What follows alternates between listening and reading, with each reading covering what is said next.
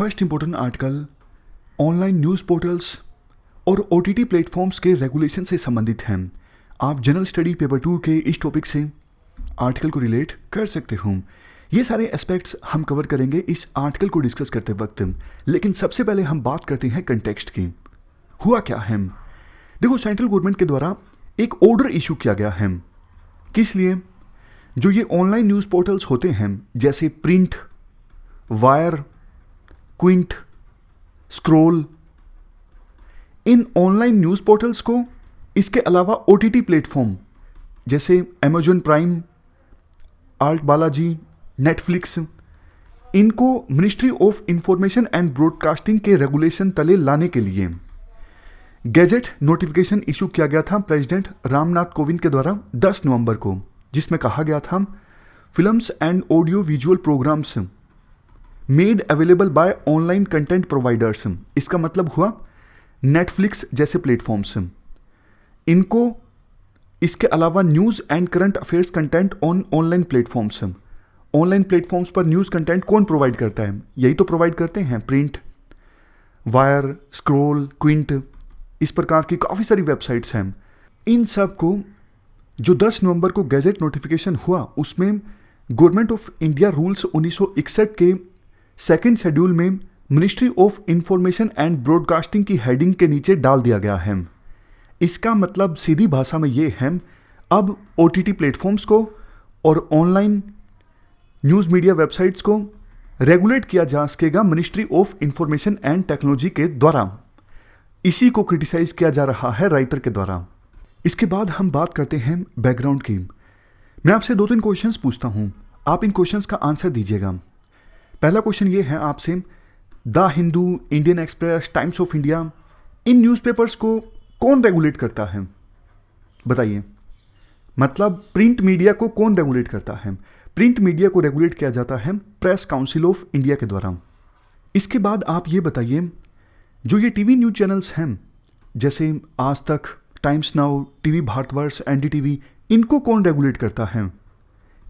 इनको रेगुलेट किया जाता है न्यूज़ ब्रॉडकास्टर्स एसोसिएशन के द्वारा, यानी एनबीए के द्वारा। ये सब प्रोफेशनल बॉडीज़ हैं, मतलब इंडिपेंडेंट रूप से ये बॉडीज़ काम करती हैं। Next, advertising standards council of India के द्वारा रेगुलेट किया जाता है एडवर्टाइजमेंट्स के कंटेंट को। और जैसा आपको पता है, सीबीएफसी यानी central board of film certification, ये मॉनिटर करता है मूवीज़ को, फिल्म्स को। लेकिन ओटीटी प्लेटफॉर्म्स यानी ओवर द टॉप प्लेटफॉर्म्स को रेगुलेट करने के लिए हमारे देश में कोई बॉडी नहीं है। तो एक पिटीशन फाइल की गई थी सुप्रीम कोर्ट में कि काफ़ी कुछ गलत दिखाया जाता है नेटफ्लिक्स, अमेजॉन प्राइम और इसके जैसे दूसरे प्लेटफॉर्म्स हैं उन पर, तो इनका भी रेगुलेशन जरूरी है। सुप्रीम कोर्ट में ऐसी पिटीशन फाइल की गई थी। तो सुप्रीम कोर्ट ने सरकार से जवाब मांगा कि भैया आपका कोई प्लान है क्या ओवर द टॉप प्लेटफॉर्म्स को रेगुलेट करने का? सेंट्रल गवर्नमेंट की तरफ से कहा गया, जी हमें तो थोड़ा समय चाहिए, हम सोच के आपको बताते हैं। तो सेंट्रल गवर्नमेंट ने समय लिया ना, तो ये जो ओवर द टॉप प्लेटफॉर्म्स हैं नेटफ्लिक्स, अमेजॉन प्राइम, इनको लगा अरे सरकार हमें रेगुलेट करेगी तो बहुत दिक्कत हो जाएगी। तो इन्होंने कहा कि हम अपने आप से ही खुद को रेगुलेट कर लेंगे। सरकार ने टाइम मांग लिया था कि हमें टाइम चाहिए बताने में। मीनवाइल इन प्लेटफॉर्म्स ने अपने आप को रेगुलेट करने के लिए एक सेल्फ रेगुलेटरी कोड डिक्लेयर कर दिया। लेकिन सेंट्रल गवर्नमेंट ने कहा हम आपके कोड को नहीं मानते। और आखिरकार अब सेंट्रल गवर्नमेंट ने ये ऑर्डर इशू किया गया है सेंट्रल गवर्नमेंट के द्वारा कि इन प्लेटफॉर्म्स को रेगुलेट किया जाएगा ministry of information and technology के द्वारा, और इन प्लेटफॉर्म्स का जो सेल्फ रेगुलेटिंग कोड है इनको हम नहीं मानते। तो ये है बैकग्राउंड। इसी प्रकार से बात करें ऑनलाइन न्यूज़ पोर्टल्स की। कुछ दिनों पहले सुप्रीम कोर्ट में एक केस गया था सुदर्शन न्यूज़ से संबंधित।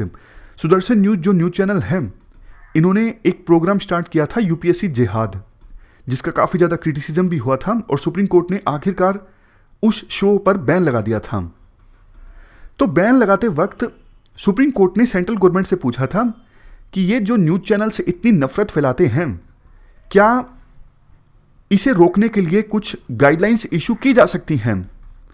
तो सेंट्रल गवर्नमेंट ने जवाब दिया था, सर जी न्यूज चैनल्स को रेगुलेट करने के लिए ऑलरेडी एक ऑर्गेनाइजेशन है एनबीए, और प्रिंट मीडिया को भी रेगुलेट करने के लिए ऑर्गेनाइजेशन है प्रेस काउंसिल ऑफ इंडिया, जैसा हमने डिस्कस किया।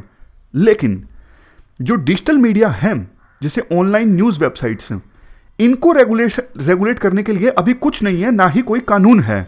अगर आप गाइडलाइंस जारी करना ही चाहते हो तो आप डिजिटल मीडिया को रेगुलेट करने के लिए गाइडलाइंस जारी कीजिए, ऐसा सेंट्रल गवर्नमेंट ने सुप्रीम कोर्ट को बोला था। और अब जैसा आपको पता है सेंट्रल गवर्नमेंट ने एक नोटिफिकेशन इशू की है जिसमें यह बोला गया है कि ऑनलाइन न्यूज वेबसाइट्स को अब रेगुलेट किया जाएगा ministry of information and technology के द्वारा। तो इसको क्रिटिसाइज किया जाता है राइटर के द्वारा। राइटर पहली बात ये बोलते हैं, ये तो देखो फ्रीडम ऑफ प्रेस के अगेंस्ट है, फ्रीडम ऑफ एक्सप्रेशन के अगेंस्ट है, जबकि freedom of press and freedom of expression ये तो फंडामेंटल राइट है, ये संविधान का बेसिक फीचर है। कोई भी एग्जीक्यूटिव या फिर कोई भी लेजिस्लेचर इनके साथ छेड़छाड़ नहीं कर सकता है। दूसरा criticism, central government divide and rule की रणनीति अपना रही है, प्रेस को डिवाइड किया जा रहा है सेंट्रल गवर्नमेंट के द्वारा। सेंट्रल गवर्नमेंट एक डिस्टिंक्शन पैदा कर रही है न्यू एज डिजिटल मीडिया के बीच और ट्रेडिशनल मीडिया के बीच। मतलब सेंट्रल गवर्नमेंट ये बताना चाहती है कि प्रिंट मीडिया अलग है, जबकि जो ऑनलाइन डिजिटल मीडिया है वो अलग है। ऐसा कुछ नहीं है, मीडिया तो मीडिया है। सेंट्रल गवर्नमेंट डिवाइड मत करे मीडिया को।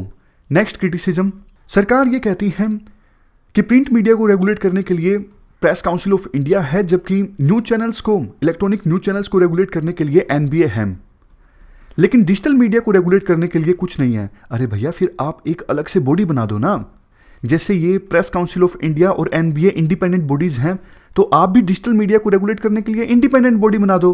आपने तो खुद से ही रेगुलेट करना स्टार्ट कर दिया, समझ गए।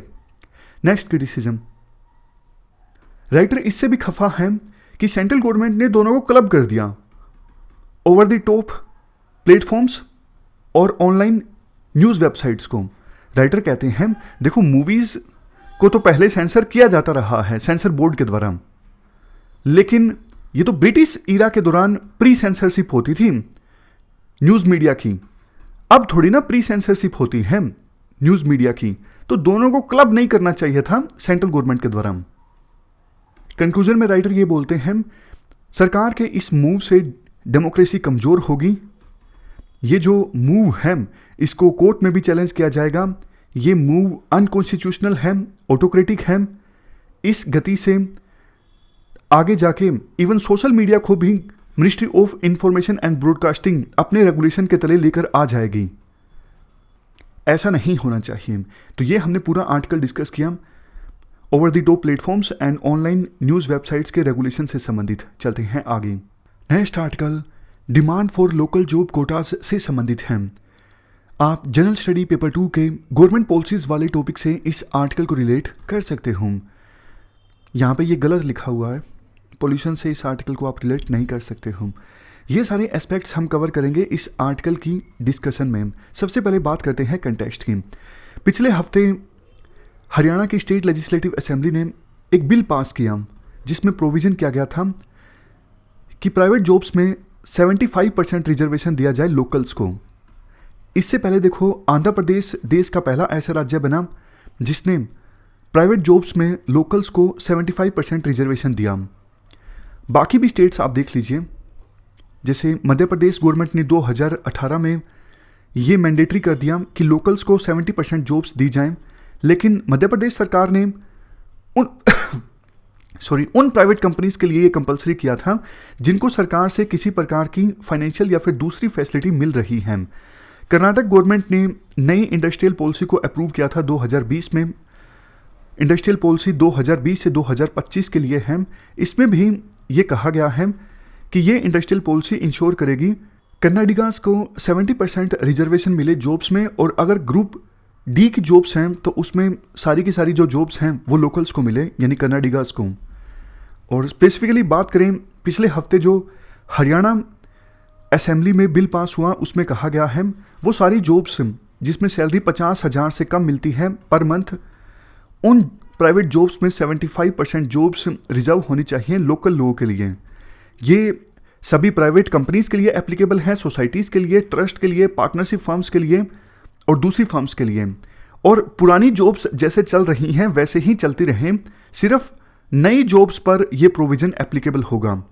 और अगर देखो कुछ फर्म्स में ऐसी कोई सिचुएशन है कि लोकल्स के पास स्किल्स नहीं है तो फिर उनको एग्जम्पशन मिल सकती है। और अगर कोई फर्म ये प्रोविज़न नहीं फॉलो करती है तो पेनल्टी लग सकती है 10,000 से लेकर 50,000 के बीच में। और जॉब लेने के लिए डोमिसाइल सर्टिफिकेट का होना ज़रूरी है। वैसे देखो ये बिल जो है आर्टिकल 14 और आर्टिकल 19 के अगेंस्ट है, तो इस बिल के एक्ट बनने में प्रेसिडेंट की एसेंट की आवश्यकता होगी। तो देखो ये जो पॉलिसी है ना प्राइवेट जॉब्स में लोकल्स को रिजर्वेशन देने की, इसे कुछ एक्सपर्ट्स के द्वारा और पॉलिटिकल लीडर्स के द्वारा लोकल्स फर्स्ट पॉलिसी का भी नाम दिया गया है क्या? मान लीजिए यूपीएससी पूछ लेती है कि बताओ भाई ये लोकल्स फर्स्ट पॉलिसी क्या है, तो आप बताओगे स्टेट में जो भी जॉब्स जनरेट होती हैं उनमें पहली जो प्रेफरेंस दी जाएगी वो लोकल्स को दी जाएगी। ये है लोकल्स फर्स्ट पॉलिसी। ये अपने आप में पॉपुलिस्ट पॉलिसी है, क्योंकि देखो पिछले कुछ समय में एम्प्लॉयमेंट अनएम्प्लॉयमेंट ये एक मेजर इशू है। तो इसके आधार पर विभिन्न पॉलिटिकल पार्टीज जो हैं ज़्यादा से ज़्यादा वोट वसूलने की कोशिश करती हैं। लोकल लोगों में जो डर होता है कि हमारे स्टेट में जो जॉब्स क्रिएट हो रही हैं वो हमको नहीं मिल रही हैं, बाहर से आए लोग ये जॉब्स ले रहे हैं, तो लोकल्स के इसी डर को मिस यूटिलाइज किया जाता है पॉलिटिकल पार्टीज के द्वारा। और पोल प्रॉमिस कर दिया जाता है कि अगर हम सत्ता में आए तो आपके लिए हम इतना % रिजर्वेशन कर देंगे प्राइवेट जॉब्स में, ताकि स्टेट में जो जॉब्स क्रिएट होती हैं वो आपको ही मिले। और स्टेट गवर्नमेंट का ये भी कहना होता है काफ़ी बार कि देखो ये गलत भी नहीं है, क्योंकि स्टेट गवर्नमेंट वेरियस इंडस्ट्रीज़ को काफ़ी तरह के इंसेंटिव देती है। और अगर इसलिए उनको बोल दिया जाता है कि आप इतने % जॉब्स लोकल्स को ही दीजिए, तो इसमें क्या गलत है? गलत देखो है, ये हमारे संविधान के प्रोविजंस के अगेंस्ट हैं और सुप्रीम कोर्ट की काफ़ी जजमेंट्स के अगेंस्ट हैं। इवन देखो एक सही में आपको बात बताऊं, ये पॉलिटिकल पार्टीज़ को भी पता होता है कि जो हम बिल पास करवाने जा रहे हैं ये कहीं नहीं टिकने वाला है सुप्रीम कोर्ट के सामने। वो जानबूझ के बिल पास करवा देते हैं ताकि जनता को दिखाने के लिए देखो हमने तो पास कर दिया था, कोर्ट ने रिजेक्ट कर दिया। तो आप कह सकते हो कि ये पॉलिटिक्स चलती है और कुछ नहीं। खैर ये सब बातें आप आंसर में नहीं लिख सकते, आंसर में जो लिखना है वो हम डिस्कस करते हैं। देखो संविधान का article 16 section 1, article 16 section 2, article 16 3 ये सब वेरियस स्टेट गवर्नमेंट के इन प्रोविजंस के अगेंस्ट हैं। आर्टिकल 16 सेक्शन 1 क्या कहता है? इक्वालिटी ऑफ अपॉर्चुनिटी की बात करता है। आर्टिकल 16 सेक्शन 1 सभी सिटीजन्स को इक्वल अपॉर्चुनिटी मिलेगी किसी भी ऑफिस में जो स्टेट के अंडर आता है, एम्प्लॉयमेंट या फिर अपॉइंटमेंट के मामले में। आर्टिकल 16 सेक्शन 2 ये कहता है कि किसी से भी भेदभाव नहीं आप कर सकते रिलीजन के आधार पर, रेस के आधार पर, कास्ट के आधार पर, सेक्स के आधार पर, डिसेंट के आधार पर, प्लेस ऑफ बर्थ के आधार पर और रेजिडेंस के आधार पर। लेकिन लोकल्स को रिजर्वेशन देना तो मतलब डिस्क्रिमिनेशन आप कर रहे हो ना, लोकल्स को प्रेफरेंस दे रहे हो आप रेजिडेंस के आधार पर। तो क्या आपको लगता नहीं कि ये आर्टिकल 16 सेक्शन 2 के अगेंस्ट है? हाँ अगेंस्ट है, लेकिन ये भी जानेंगे कि फिर अगेंस्ट है तो स्टेट गवर्नमेंट क्यों ये बिल पास कर देती हैं। उसके बाद आर्टिकल 16 सेक्शन 3 ये कहता है कि कुछ केसेस में एक्सेप्शन हो सकती है। मान लीजिए कुछ ऐसे स्टेट्स हैं या फिर कुछ ऐसा रीजन है जहां पे लोकल्स को ही जॉब मिलेगी, ऐसी एक्सेप्शन हो सकती है, बट इसके लिए पार्लियामेंट में कानून बनेगा, स्टेट असेंबली के द्वारा कानून नहीं बनाया जा सकता। समझ गए? एक्सेप्शन तो हो सकती है, लेकिन उस एक्सेप्शन के लिए कानून बनाया जा सकता है सिर्फ पार्लियामेंट के द्वारा। इवन आर्टिकल 19 सेक्शन जी ये भी कहता है कि हर एक पर्सन को कोई भी प्रोफेशन प्रैक्टिस करने का अधिकार है कहीं पर भी। हाँ, इसका मतलब ये नहीं कि अगर किसी के पास MBBS की डिग्री नहीं है लेकिन वो बोलता है कि मैं अपना क्लिनिक ओपन करके लोगों का इलाज करूंगा, या फिर किसी के पास लॉ की डिग्री नहीं है और वो बोले कि मैं कोर्ट में जाके प्रैक्टिस करूंगा। प्रोफेशनल काम के लिए प्रोफेशनल डिग्री की शर्त जो है वो अनिवार्य हो सकती है, वो है भी। लेकिन किसी पर रोक नहीं है कि आप MBBS की डिग्री हासिल करना चाहते हो तो आपको कोई रोक रहा है, आप तैयारी कीजिए, आप टेस्ट दीजिए, आप डिग्री हासिल कीजिए। इसके अलावा देखो सुप्रीम कोर्ट की वेरियस जजमेंट्स हैं। Doctor Pradeep Jain versus union of India case में सुप्रीम कोर्ट ने कहा था ये जो सन्स ऑफ सोइल का कानून है ये गलत है, ये अनकॉन्स्टिट्यूशनल है। लेकिन डायरेक्टली उस जजमेंट में सुप्रीम कोर्ट ने कोई रूल नहीं बनाया था, क्योंकि वो केस राइट टू इक्वलिटी के किसी और एस्पेक्ट से संबंधित था। तो सुप्रीम कोर्ट ने अपनी सिर्फ ओपिनियन दी थी, कोई रूल या फिर गाइडलाइन जारी नहीं की गई थी। उसके बाद Sunanda Reddy versus state of Andhra Pradesh 1995 के केस में सुप्रीम कोर्ट ने इसी पुराने 1984 के केस में जजमेंट देते हुए कहा कि आंध्र प्रदेश की सरकार के द्वारा ये जो प्रोविजन किया गया है कि 5% एक्स्ट्रा वेटेज दी जाएगी उन कैंडिडेट्स को जिनका मीडियम तेलुगु है, ये गलत है, ये संविधान के आर्टिकल 16 के अगेंस्ट है, ऐसा सुप्रीम कोर्ट ने बोला था 1995 की इस जजमेंट में। इसके बाद 2002 में सुप्रीम कोर्ट ने राजस्थान में गवर्नमेंट टीचर्स की अपॉइंटमेंट को इनवैलिडेट करार दिया था, जो कि की गई थी स्टेट सिलेक्शन बोर्ड के द्वारा, जिसमें उन्होंने प्रेफरेंस दी थी डिस्ट्रिक्ट्स के लोकल एप्लीकेंट्स को।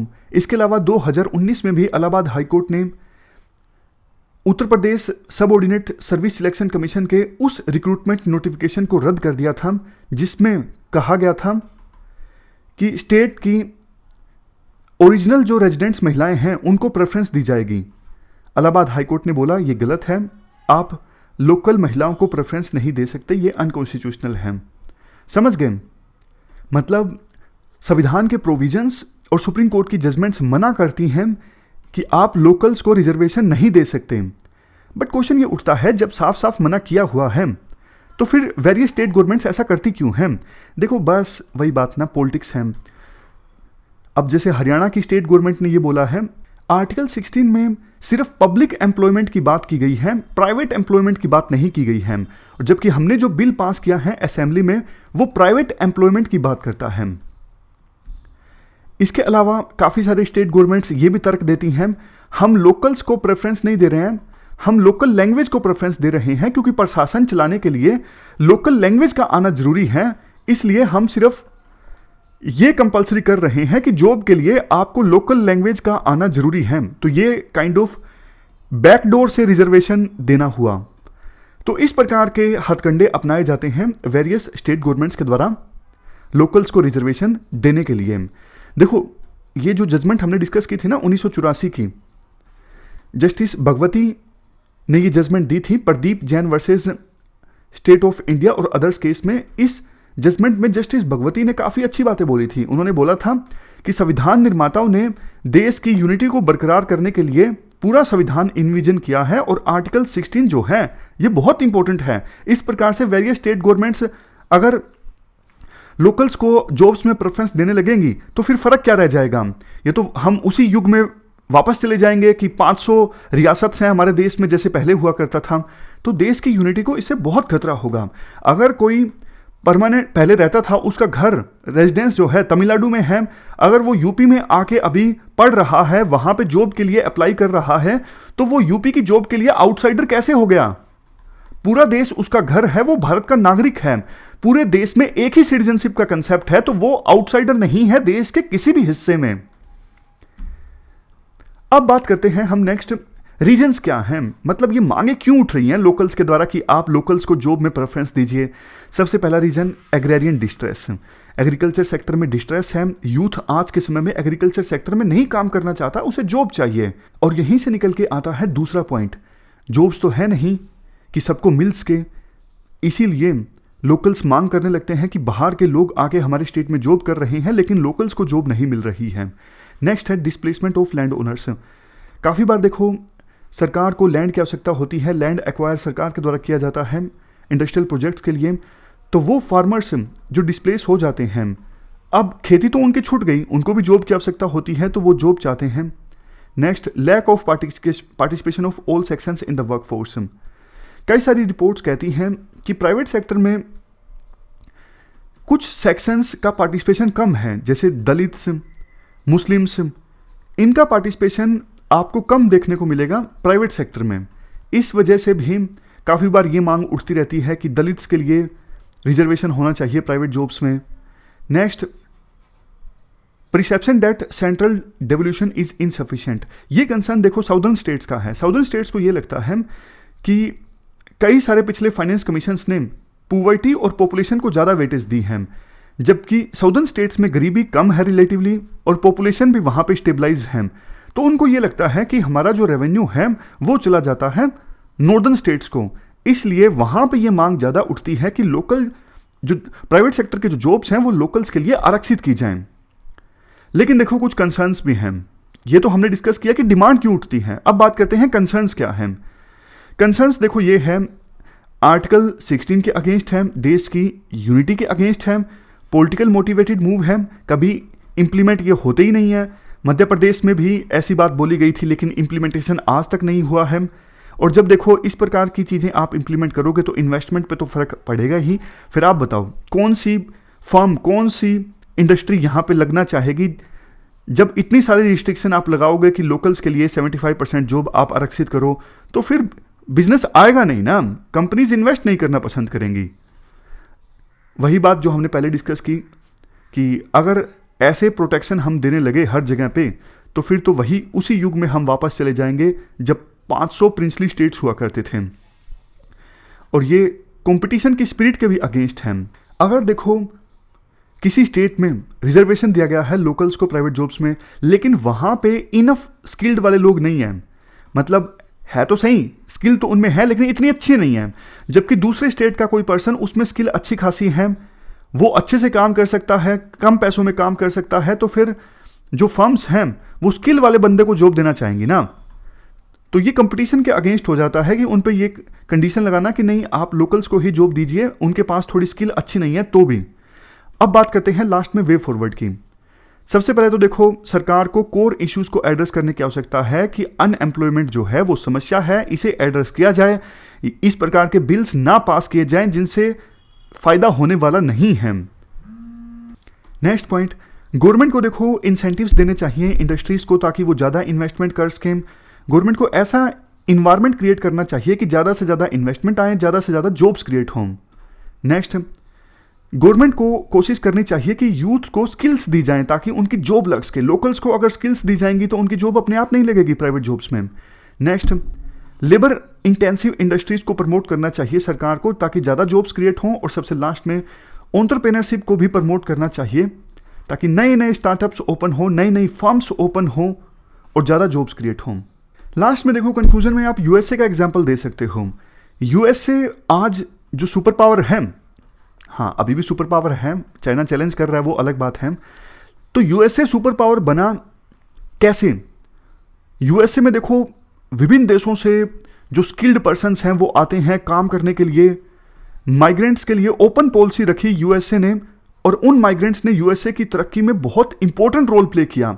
जबकि हमारे देश में हम एक स्टेट से दूसरे स्टेट में लोग नहीं आने देना चाहते, तो कैसे हम सुपर पावर बनेंगे? आप ही बताओ, नहीं बनेंगे ना। तो इसलिए विभिन्न स्टेट गवर्नमेंट्स को पॉलिटिक्स नहीं करनी चाहिए, सही रास्ता चूज करना चाहिए जनता के लिए।